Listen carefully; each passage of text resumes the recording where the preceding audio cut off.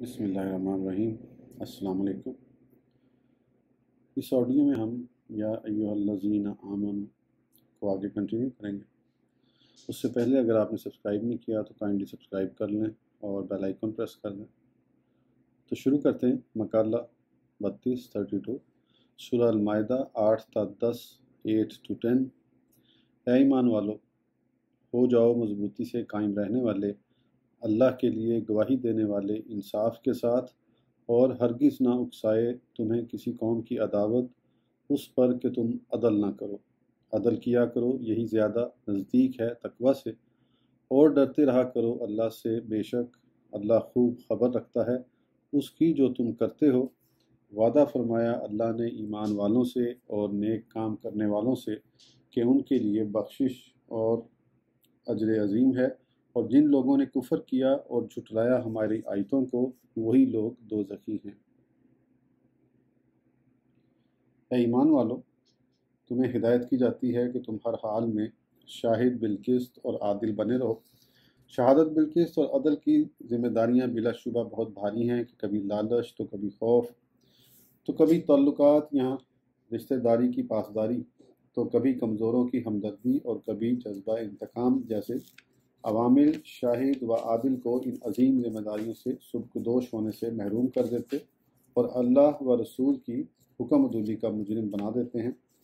बस अल्लाह तुम्हें हिदायत फरमाता है कि जब तुम पर ये जिम्मेदारियां आयद हों तो तुम कव्वाम रहना, डटे रहना, ऐसे कि किसी किस्म की रुकावट तुम्हें इस जिम्मेदारी से सुबकदोश होने से ना रोकने पाए, कि यही कमाल ईमान, यही तकवा है।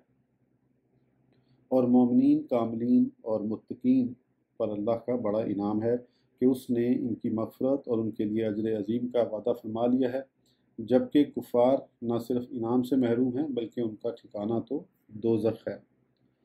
शहादत बिलकिस की वजाहत हम सूरह निसा की आयत नंबर 135 के ज़ैल में कर चुके हैं। यहाँ अदल के मुतल्लिक़ चंद बातें अर्ज़ करते हैं। अदल के मायने हैं बराबर बराबर करना, यहाँ अफरातो तफरीद की दरमियानी राह इख्तियार करना, जिसे एतदाल कहा जाता है। शरई एतबार से अदल इंसानी कमालात का सरचश्मा और जुमला अखलाकी इक़दार का मंबा है।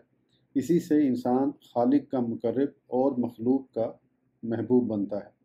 यही इंसान की दुनियावी दीनवी फलाह बहबूद और आखिरी निजात का ज़रिया है।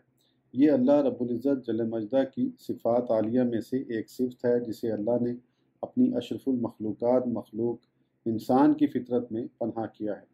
इसीलिए कोई इंसान भी इसकी अफादियत और अज़मत का इनकार नहीं करता, बल्कि ज़ालिम व जाबिर, चोर और लुटेरे तक अपनी बदअमलियों को किसी न किसी तरह अदल के हसीन लिबास में लपेट कर खुशनुमा बनाने की नाकाम कोशिश करते हैं।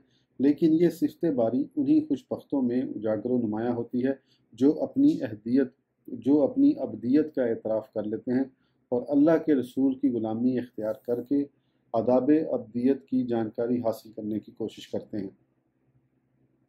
बाल्फाज दीगर, अदल एक ऐसा तारा है जो नूर ईमान से चमक हासिल करता है और मोमिन पर झिलमिलाने लगता है। कुफ्र व शिर्क की तारीकी उसे कभी तुलू नहीं होने देती। बस गैर मोमिन से अदल की तवक्का ऐसी ही बेसुध है जैसे रात की तारीकी में सूरज चमकने की उम्मीद। जबकि इंसानी फितरत का तकाजा तो यही था कि वो मोमिन होकर अपने खालिक की सिफ़त अदल का मजहर बनता कि खालिक ने उसके हर उज़्व को अपनी इस सिफ़त की दलील बनाया है। सूरह अनफ़तार 6 से 7 6 to 7। ए इंसान, तुझे रब करीम के बारे में किस चीज़ ने धोखे में रखा कि तू बागी हो गया, जिसने तुझे पैदा किया, फिर तेरे आज़ा को दुरुस्त किया, फिर तेरे अनासिर को मोतज़ल बनाया। ऐ ईमान वालो, अल्लाह ने तुम पर बड़ा एहसान फरमाया कि तुम्हें नूर ईमान से नवाजा, बस तुम अपने अंदर पिन्हा अदल को चमकाओ।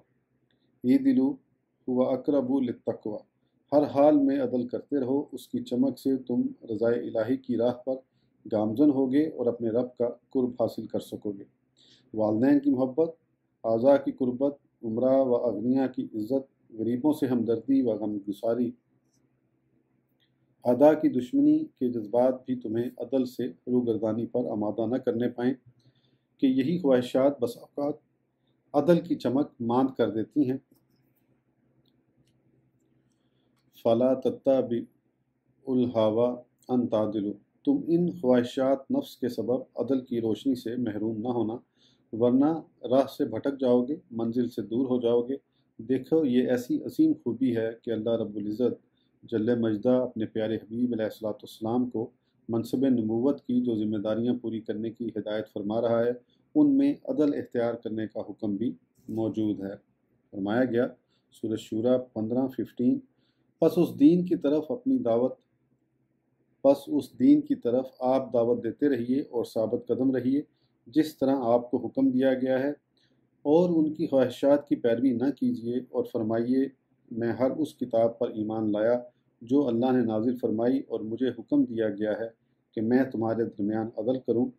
اللہ ہمارا بھی رب ہے اور تمہارا بھی، ہمارے لیے ہمارے اعمال ہیں اور تمہارے لیے تمہارے اعمال ہیں، کسی بحث و تکرار کی ضرورت نہیں ہمارے اور تمہارے درمیان، اللہ ہم سب کو جمع کرے گا اور اسی کی طرف سب کو پلٹنا ہے۔ آیت مبارکہ کے پرکشش انداز کے باعث ہم نے اس کو پورا نقل کیا ہے، جس کا مضمون قابل غور ہے۔ بالخصوص و امرت لأعدل بینکم کا جملہ قابل توجہ ہے کہ غیروں کے ساتھ بھی عدل کا حکم دیا جا رہا ہے، اور یہ حکم اس نبی مکرم علیہ الصلوۃ والسلام کو دیا گیا جو دنیا کو نظام عدل سے روشناس کرانے اور عدل کی برتری واضح کرنے کے لیے مبعوث فرمایا گیا، جس نے اپنے عدل کی قوت سے تکبر و غرور کے بتوں کو پاش پاش کر ڈالا، مظلوموں کو ظلم و استبداد سے نجات دلائی، امیر و غریب کے فرق کو مٹایا، غلاموں پر آقاؤں کی برتری کا خاتمہ کیا، رنگ و نسل اور زبان کے امتیاز کو پامال کیا، اور انسان کا سر اللہ کے دربار میں جھکا کر اسے ایک اللہ کے قانون پر عمل کی دعوت دی، اور عزت و عظمت کا معیار صرف صالحیت اور تقوی کو قرار دیا۔ اسی عدل کا حکم دیتے ہوئے فرمایا گیا سورہ نساء 58:58، بے شک اللہ تمہیں حکم فرماتا ہے کہ سپرد کر دو امانتوں کو ان کے اہل کے، اور جب بھی فیصلہ کرو لوگوں کے درمیان تو فیصلہ کرو انصاف سے، بے شک اللہ بہت ہی اچھی بات کی نصیحت کرتا ہے، بے شک اللہ سب کچھ سننے والا، ہر چیز دیکھنے والا ہے۔ افراد کا عدل ان امانتوں کی ادائیگی ہے جن کے وہ امین ہیں، یعنی بشمول اللہ و رسول کے ان حقوق کو ادا کرنا جن کے وہ ذمہ دار ہیں، کہ ہر مومن اس عدل کا ذمہ دار ہے کہ وہ اللہ اور رسول کے احکام کی تعمیل کرے، اپنے اہل و عیال، اہل خاندان، اہل محلہ، اہل شہر اور ہم وطنوں کا حق ادا کرے، وطنی اور قومی جو ذمہ داریاں اس پر ہیں انہیں پورا کرے، حکام کی اطاعت و فرما برداری کرے، ملکی قوانین کی پابندی کرے، اور حکام کا عدل یہ ہے کہ وہ اپنے مناسب کے اعتبار سے اپنی ذمہ داریاں پوری کریں، عوام کی خدمت کریں، ان کی الجھنوں اور پریشانیوں میں ان سے تعاون کریں، ان کے قاضی اور حکم ان کے اختلافات اور جھگڑوں کا فیصلہ انصاف کے ساتھ کریں۔ سورہ نحل 90:90، بے شک اللہ حکم دیتا ہے کہ ہر معاملے میں تم انصاف کرو اور بھلائی کرو اور اچھا سلوک کرو رشتہ داروں کے ساتھ۔ عدل صرف حکام کی ذمہ داری نہیں، یہ خیال کرنا کہ عدل صرف حکام کی ذمہ داری ہے اپنی ذمہ داری سے فرار اختیار کرنا ہے۔ اسی کے سبب حکام و رعایا کے درمیان اختلاف پیدا ہوتا ہے، عوام عدل کے حصول کے لیے مطالبات کرتے رہتے ہیں اور حکام عدل کرنے سے قاصر رہتے ہیں۔ اگر یہ جان لیا جائے کہ عدل کا نور ہر فرد کی اپنی ذات میں موجود ہے اور وہ اس کی چمک سے خود راہ تلاش کر سکتا ہے، تو حکام و رعایا کے درمیان کوئی اختلاف، کوئی تناؤ باقی نہیں رہتا۔ ہر شخص کو اپنی ذمہ داری پوری کرنا اور عدل کی ابتدا اپنی ذات سے کرنا چاہیے، اس طرح کہ پہلے مومن ان حقوق کو ادا کرنے میں انصاف کرے جو اللہ اور اس کے رسول کی طرف سے اس پر عائد ہوتے ہیں، کہ جو شخص ان حقوق کی ادائیگی کا عادی نہیں ہوتا وہ زندگی کے کسی بھی معاملے میں عدل نہیں کر سکتا۔ عدل کے اس ابتدائی مرحلے میں ہر شخص کی ذمہ داری ہے کہ وہ اپنی ذات کے ساتھ عدل کرے، اور ذات کے ساتھ عدل کا مطلب یہ ہے کہ وہ ان تمام حقوق سے بری الذمہ ہو جو اس پر عائد ہوتے ہیں، مثلا طہارت و پاکیزگی، صفائی ستھرائی، اچھا کھانا پہننا، صحت و تندرستی کا خیال رکھنا جسم کے ساتھ عدل ہے، بدکاریوں اور برائیوں سے بچنا نفس کے ساتھ عدل ہے، بغض، کینہ، حسد وغیرہ سے دل کو صاف رکھنا قلب کے ساتھ عدل ہے، اہل و عیال کو حسب استطاعت کھلانا پلانا، ان کی صحیح تعلیم و تربیت کا اہتمام کرنا ان کے ساتھ عدل ہے، والدین بھائی بہن کے حقوق ادا کرنا، دیگر رشتہ داروں سے تعلقات رکھنا خاندان کے ساتھ عدل ہے۔ ایک اچھا شہری بننا، اچھائیوں میں لوگوں کے ساتھ تعاون کرنا، برائیوں سے خود بچنا اور لوگوں کو بچنے کی تلقین کرنا معاشرے کے ساتھ عدل ہے۔ اسی طرح تمام امور میں افراط و تفریط سے بچ کر اعتدال اختیار کرنا، حق کا ساتھ دینا، یہ سب عدل ہی کی راہ ہے جس پر چلنے کی اہل ایمان کو ہدایت کی جا رہی ہے۔ افراد کی بنسبت قائدین اور حکام عدل کے قدرے زیادہ ذمہ دار ہیں، کیونکہ وہ قومی امور کے امین ہوتے ہیں۔ انہیں اللہ و رسول کے احکام کے مطابق ملک کی حفاظت اور قوم کی خدمت کی بھاری ذمہ داریاں پوری کرنی ہوتی ہے۔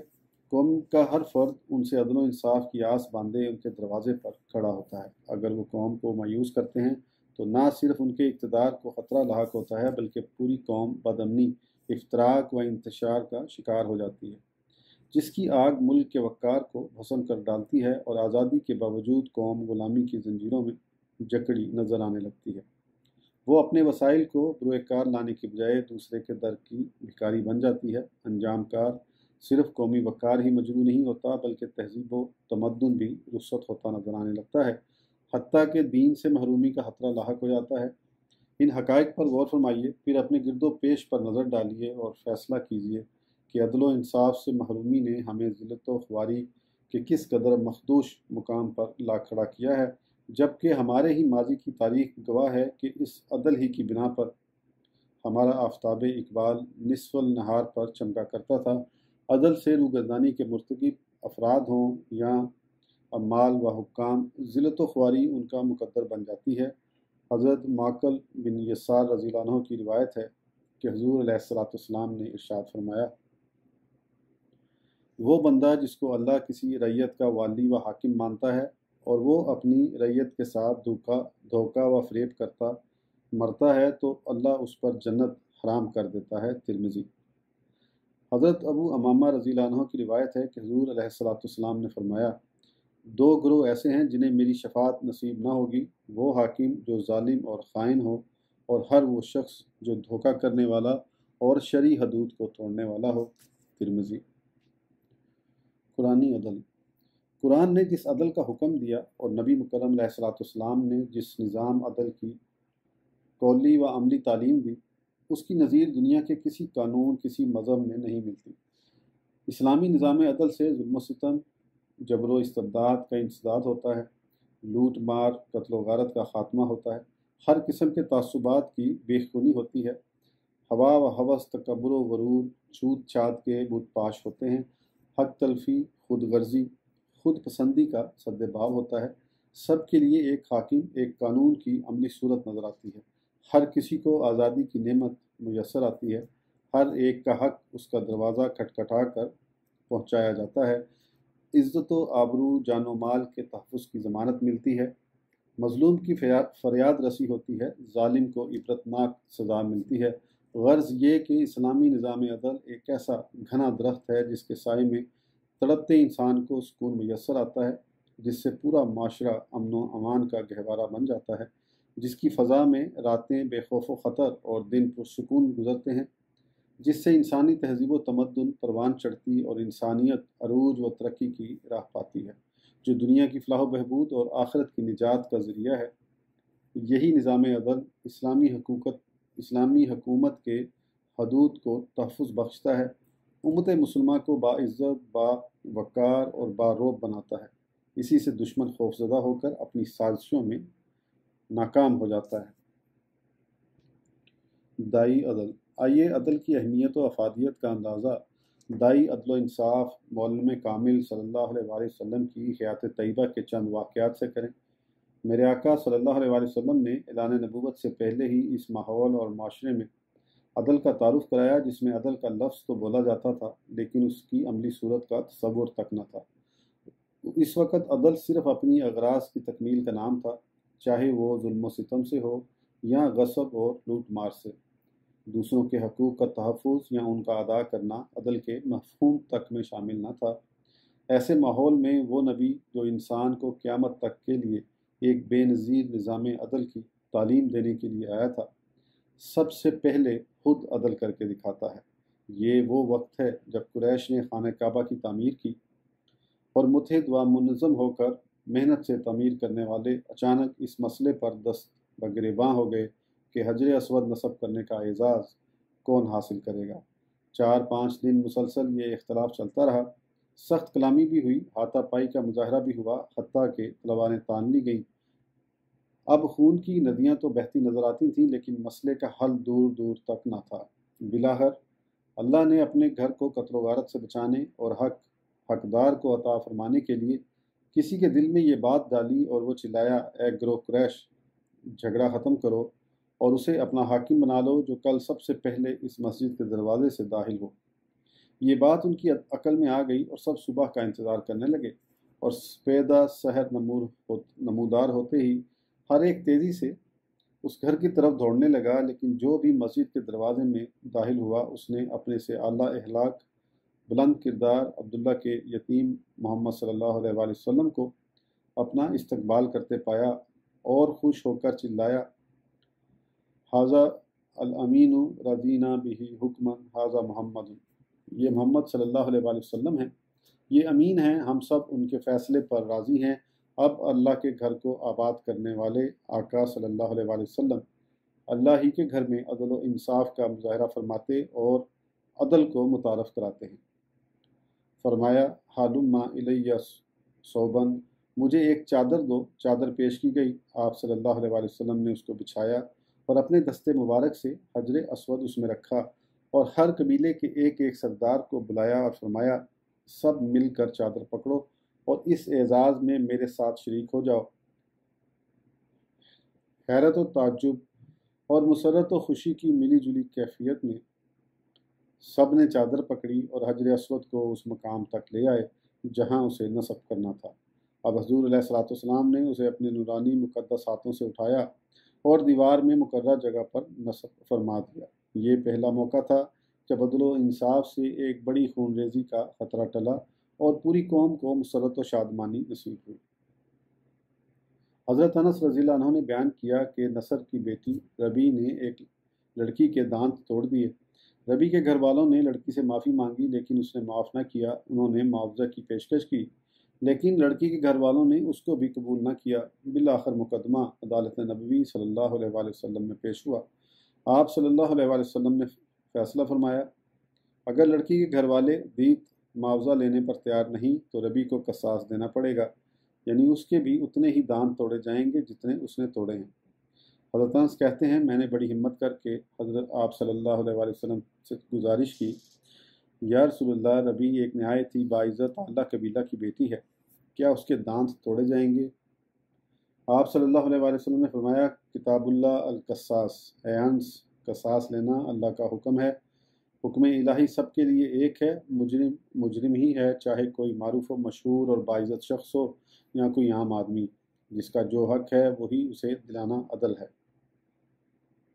جب لڑکی کے خاندان والوں کو انصاف مل گیا اور انہوں نے عدل کی بالادستی کو اپنے سامنے پا لیا تو انہوں نے احسان کیا اور ربی کو معاف کر دیا۔ فتح غزوہ بدر کے بعد گرفتار کفار میں حضور علیہ الصلوۃ والسلام کے چچا حضرت عباس بھی موجود تھے، جنہیں اسی طرح باندھا گیا تھا جس طرح دوسرے قیدیوں کو باندھا گیا تھا، اور جب قیدیوں سے فدیہ لے کر انہیں آزاد کرنے کا فیصلہ کیا گیا تو ایک عام آدمی کا فدیہ 4000 درہم مقرر ہوا، لیکن ان میں جو دولت مند تھے ان سے زیادہ رقم لینے کا فیصلہ ہوا۔ بعض صحابہ نے خیال کیا کہ حضرت عباس کو حضور علیہ الصلوۃ والسلام کا چچا ہونے کے ناطے بغیر فدیہ آزاد کر دیا جائے۔ حضور علیہ الصلوۃ والسلام کو اطلاع ہوئی تو آپ صلی اللہ علیہ وآلہ وسلم نے فرمایا، سب قیدیوں کے ساتھ ایک جیسا سلوک کیا جائے اور عباس سے زیادہ رقم لی جائے کیونکہ وہ دولت مند ہیں۔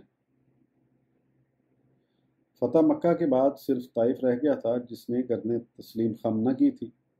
حضور علیہ الصلوۃ والسلام نے اس کا محاصرہ کیا، لیکن چند روز بعد محاصرہ ختم کرنا پڑا جب سہل رضی اللہ عنہ ایک دولت مند حضرت سہل رضی اللہ عنہ ایک دولت مند رئیس تھے۔ انہیں جب معلوم ہوا کہ سرکار نے محاصرہ ختم کر دیا ہے تو وہ خود آگے بڑھے اور طائف کا محاصرہ کر کے اہل طائف پر اتنا دباؤ ڈالا کہ وہ اطاعت پر مجبور ہو گئے۔ حضور علیہ الصلوۃ والسلام کو جب فتح طائف کی اطلاع ملی تو آپ صلی اللہ علیہ وآلہ وسلم بہت خوش ہوئے۔ اسی دوران مغیرہ بن شعبہ رضی اللہ عنہ دربار رسالت میں حاضر ہوئے اور شکایت پیش کی کہ سحر نے میری پھوپھی کو قبضے میں کر رکھا ہے۔ آپ صلی اللہ علیہ وآلہ وسلم نے سحر کو بلایا، معاملے کی تحقیق فرمائی اور عدالت رسول صلی اللہ علیہ وآلہ وسلم سے فاتح طائف کے خلاف فیصلہ صادر ہوا اور حکم ملا کہ مغیرہ کی پھوپھی کو ان کے گھر پہنچا دو۔ ابھی ایک مقدمہ ختم ہی ہوا تھا کہ ان کے خلاف دوسرا مقدمہ دائر کیا گیا۔ بنو سلیم حاضر ہوئے اور عرض گزار ہوئے کہ جس زمانے میں ہم کافر تھے، سحر نے ہمارے ایک چشمے پر قبضہ کر لیا تھا۔ اب ہم اسلام قبول کر چکے ہیں، لہٰذا ہمارا چشمہ واپس ملنا چاہیے۔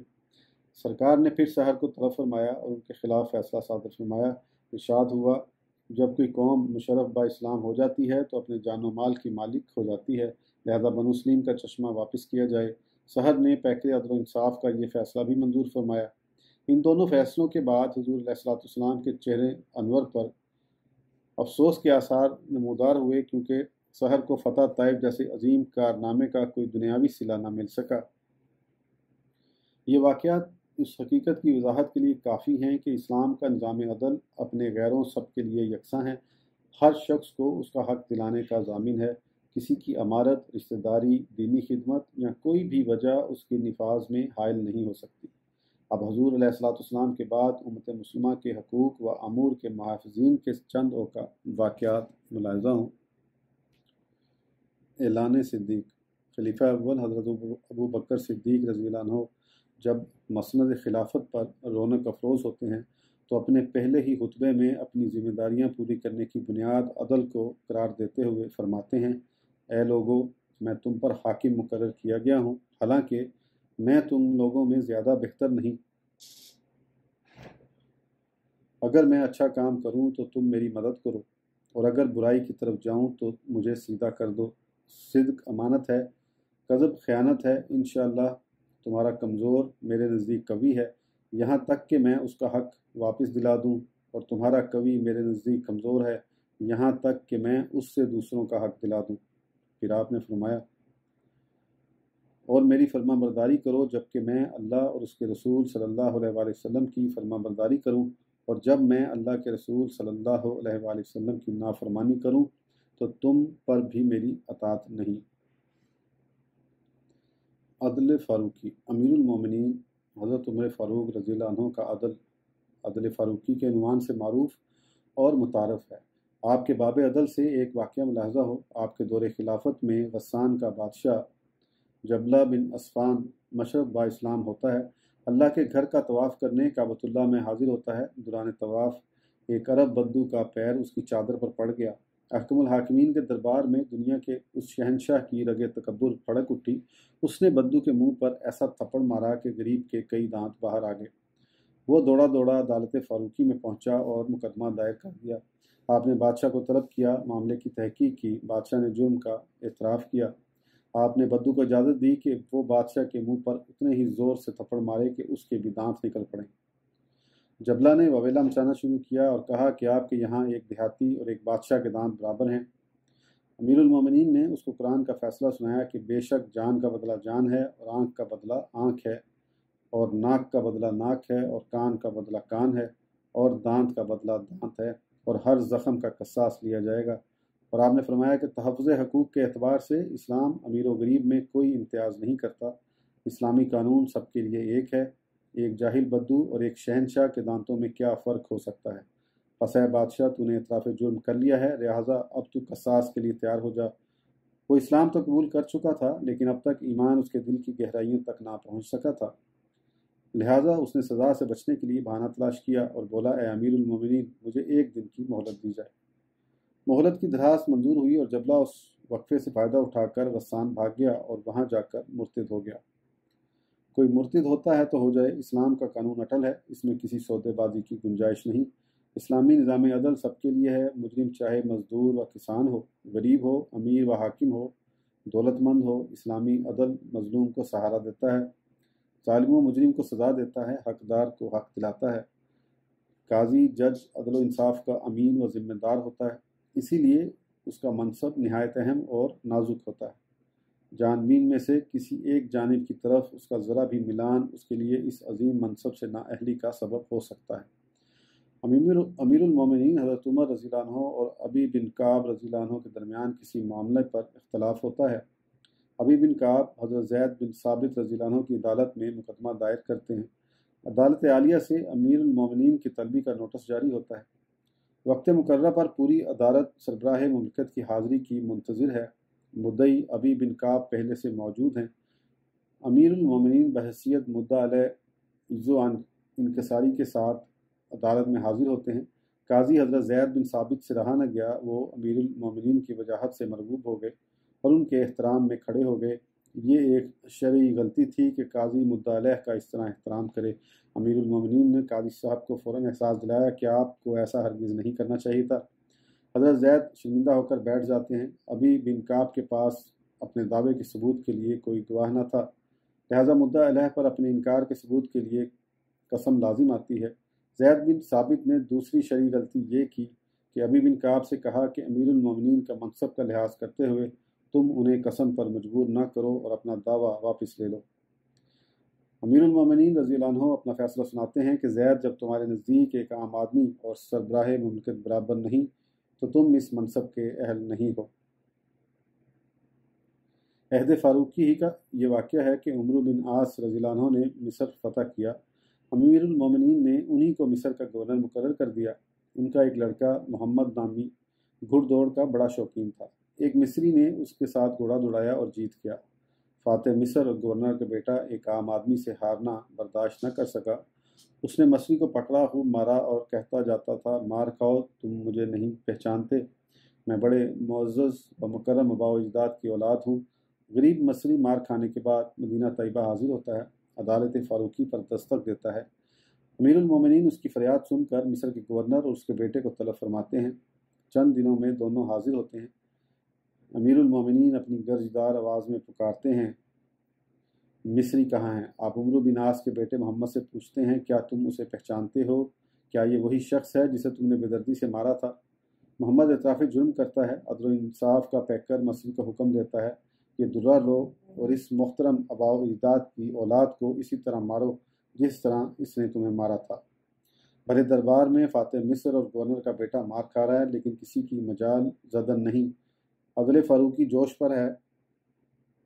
آپ بار بار فرما رہے ہیں، اے مصری اور مار، خوب مار۔ جب مصری نے اپنا بدلہ پورا کر لیا اور کوڑا روک لیا تو امیر المومنین نے فاتح مصر کو طلب کیا اور مصری سے کہا، اب ان کی بھی خبر لو کہ ان کے بیٹے نے تجھ پر ہاتھ اٹھانے کی جرأت اسی لیے کی تھی کہ اسے فاتح مصر اور گورنر مصر کا بیٹا ہونے پر ناز تھا۔